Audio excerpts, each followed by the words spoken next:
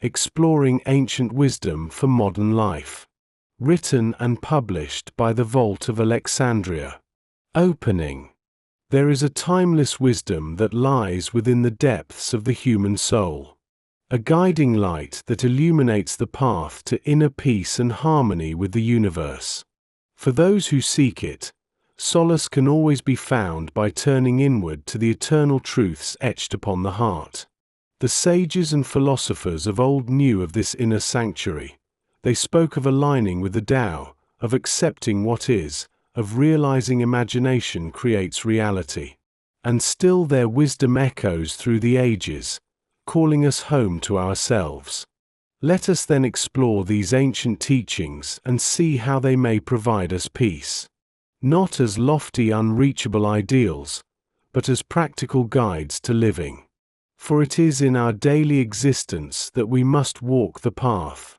Moment by moment, thought by thought, we craft our inner state and shape our lives.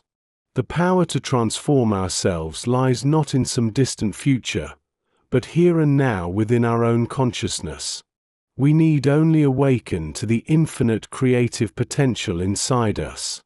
As we do, we open the doorway to a profound tranquility and abiding joy that external circumstances cannot disturb. This is the way of inner peace, the path of the eternal soul. Let us walk it together and discover the liberation that awaits us. Teaching. Acceptance. At the core of inner peace lies acceptance. Not a resigned, passive acceptance of unhappiness and defeat, but a calm acknowledgement of reality exactly as it is in this moment. When we fight against what is, we create suffering for ourselves. If it rains, let it rain. Put on a coat or take an umbrella, but don't curse the clouds. Wishing it were sunny does nothing to change the weather. Similarly, when we face difficulties in life, we must first accept the situation before we can respond wisely. We often get stuck in wishing things were different. If only we had a better job, more understanding partner, healthier body, then we'd be happy. But this is a trap. Even if we get everything we want, the ego will always find something else to be dissatisfied with. True contentment comes from making peace with life as it is. The Tao Te Ching expresses this beautifully. Accept what is in front of you without wanting the situation to be other than it is. Study the natural order of things and work with it rather than against it, for to try to change what is only sets up resistance. Acceptance is like the deep ocean which remains unmoved by the wind-tossed waves on the surface. It anchors us in a calm, unshakable place within ourselves that external turmoil cannot touch. From this still point, we can meet life with relaxed poise, adjusting gracefully to changing circumstances like bamboo swaying in the breeze. This is not always easy, of course. The ego clings desperately to its desires and aversions. But with practice, we can learn to loosen its grip. Whenever you notice yourself fighting against reality, pause and take a deep breath. Exhale any tension, frustration, or resistance you feel. Surrender to the moment, accepting things as they are. Feel the peace that acceptance brings. Sense the freedom that comes from laying down the heavy burden of struggling with what is. Dwell in this tranquil space. Then, from this rooted place, take whatever action is needed, not from a place of agitation, but from a wise, responsive intelligence that flows with life rather than against it. In this way, we dance with the Tao rather than stumbling through life. We discover that what we need unfolds naturally when we stop trying to force it. Acceptance aligns us with the effortless unfolding of existence, bringing a graceful ease to all we do. Teaching. Non-judgment. Our suffering is so often self-inflicted. We place layer upon layer of judgment on top of reality, labeling things as good or bad, right or wrong. The mind is constantly sorting the world into neat categories based on its likes and dislikes. But life is not so simple. What the mind labels as bad often holds hidden gifts and blessings. A job loss that seems devastating in the moment may open the door to a wonderful new career. A health crisis, as painful as it is, may awaken us to a deeper appreciation for life and inspire positive changes. Even those things the mind judges as good can be problematic if clung to.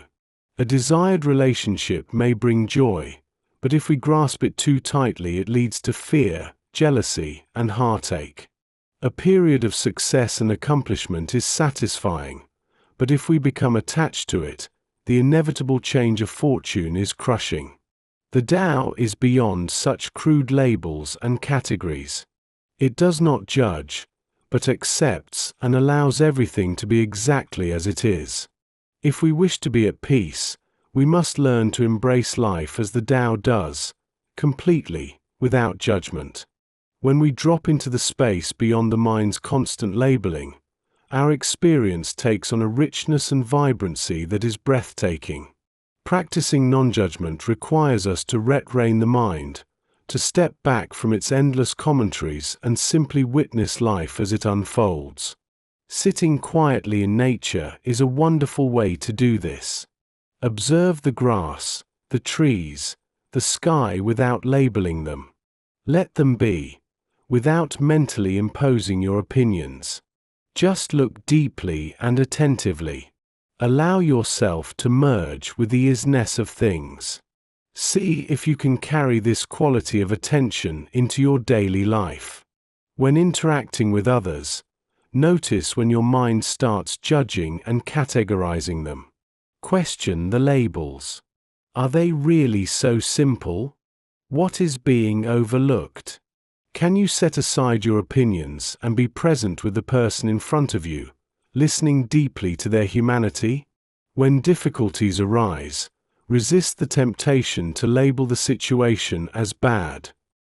Events are not good or bad, they simply are. Ask yourself if there are opportunities for growth being presented. Even in the midst of a crisis, see if you can find something to be grateful for: the support of loved ones, the chance to start fresh, a realization about what truly matters. Judgments separate us from life. Non-judgment reconnects us.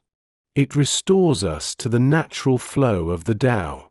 When the mind is still and the heart is open, a profound equanimity arises. We are able to embrace all of life, the dark and the light, the sorrows and the joys. This all-encompassing acceptance brings with it a deep, abiding peace that cannot be shaken. Teaching. Presence. Lao Tzu said, "If you are depressed, you are living in the past. If you are anxious, you are living in the future. If you are at peace, you are living in the present." So much of our suffering comes from our mental habit of time traveling. We dwell on past hurts and regrets or fret about the future. The mind is rarely at rest in the here and now. It is constantly flitting back and forth, creating alternate realities in our heads. But life only ever happens in the present moment. The past is gone, the future is not yet here. All we have is this eternal now. When we are fully present, the mind grows still and silent. The chatter fades away and we are left with the vibrant aliveness of the moment. In this space of alert stillness, peace naturally arises. We are no longer caught in the drama of the mind's stories. Presence is our natural state. The mind's tendency to wander is what is unnatural. It is as if we are dreaming, lost in thought, only vaguely aware of our surroundings. To awaken to presence is to awaken from the dream of separation and struggle. We come home to our true nature, which is one with the vast, spacious awareness that holds all things. The gateway to presence is the body. When we are lost in thought, we lose touch with the physical reality of the present moment. But the body is always here, a faithful anchor to now. We need only tune into the sensations happening within to bring our attention out of the mental world and back to life. You can practice this right now. Pause for a moment and simply feel your body. Notice the breath flowing in and out. Feel the gentle rise and fall of your belly. Sense into your arms, legs, hands and feet. Is there any tension? Let it drain away as you exhale. Now expand your awareness to take in the sounds and sensations around you. Listen to the rustle of leaves in the breeze, the distant birdsong, the hum of appliances. Feel the air on your skin, the contact of clothes against your body. Open the senses fully and let life pour in. Presence is drinking in reality with your entire being. There is no effort involved in being present. It is the mind's effort to be elsewhere that takes work. Simply relax into the moment, allowing everything to be as it is. Thoughts will still come and go. That is the nature of the mind. The key is not to follow them, not to get seduced back into their endless dramas. Notice the thought, then come back to the breath, back to the body, back to the senses. Gently return your attention again and again to the now. It is a moment-to-moment practice of remembering. Over time, the gaps between thoughts grow longer. We are able to rest more consistently in pure awareness. From this place of presence, our actions flow from a deep wisdom. We are able to respond to life spontaneously and effortlessly, without the hesitation of overthinking. Choices are made from a place of calm clarity rather than reactive conditioning. We navigate even the greatest challenges with grace and lightness. The present moment is a treasure. It is all that truly exists. The past is a memory, the future a dream. But now is eternally real and alive. Abiding in presence, we access the peace and stillness that is our birthright. We realize the freedom and wholeness that is the essence of our being. Teaching, letting go. Just as the breath must be released for a new one to arise, we must let go in order for new life to flow in. This is the way of nature, a continuous process of releasing the old so the new can be born. The bud must let go of being a bud to flower. The flower must wither and die to become fruit. The fruit must fall from the branch to plant new seeds. Nothing in nature clings, everything is constantly letting go, surrendering to the next stage of growth. But the human mind clings tightly. It grasps at what it wants and tries to push away what it fears. Desire and aversion are the currents that move the mind, keeping it agitated and disturbed. Peace is impossible when we are caught in their tumultuous tides. To find true serenity, we must learn to let go, not just of external things, but of our inner attachments, our fixed ideas, limiting beliefs, and habitual emotional patterns. These are the chains that bind us and keep us stuck in suffering. Letting go can be frightening at first. The ego clings because it is afraid of loss, change, the unknown. It wants to be in control, to keep things predictable and safe. But this clinging is what creates pain. By holding on so tightly, we cut off the flow of life. Imagine a trapeze artist. She must release the bar she holds in order to catch the next one. There is a moment of free fall, of emptiness, as she hangs suspended in midair. This is the space of pure potential, frightening yet thrilling. It is only by letting go that she is able to experience the freedom and exhilaration of flight. We too must be willing to enter the open space of release, to let go of the familiar and leap into the unknown. It is an act of surrender, of trust. We relinquish our white-knuckled grip on life and allow ourselves to dissolve into the flow of existence. Start with something small. Notice where you are holding tension in the body and consciously release it. Relax the jaw, unclench the hands, soften the belly. Feel the tightness drain away as you let go physically. Then expand this to the mind. Observe what you are clinging to mentally: an opinion, a belief, a desired outcome. See if you can loosen your attachment, hold it lightly. This doesn't mean you stop caring or taking action, but you release your demands on reality. You let go of the insistence that things must be a certain way. You open to other possibilities, trusting that even if events unfold differently than you'd like, you will still be okay. You know that you can handle whatever comes. Letting go is a continual practice. The mind habitually clings. We must constantly come back to release. But each time we do, we are rewarded with a greater sense of ease, freedom, and peace. Life begins to flow more effortlessly. We are no longer fighting against reality but dancing with it. In the end, we must let go of everything: our possessions, our relationships, even our identity. We come into this world empty-handed and leave the same way. Learning to let go gracefully prepares us for this final surrender. We discover that who we are is not based on what we have, but on the eternal awareness that remains when everything else falls away. Letting go returns us to our essential nature: open, spacious, free. It aligns us with the fundamental movement of life itself.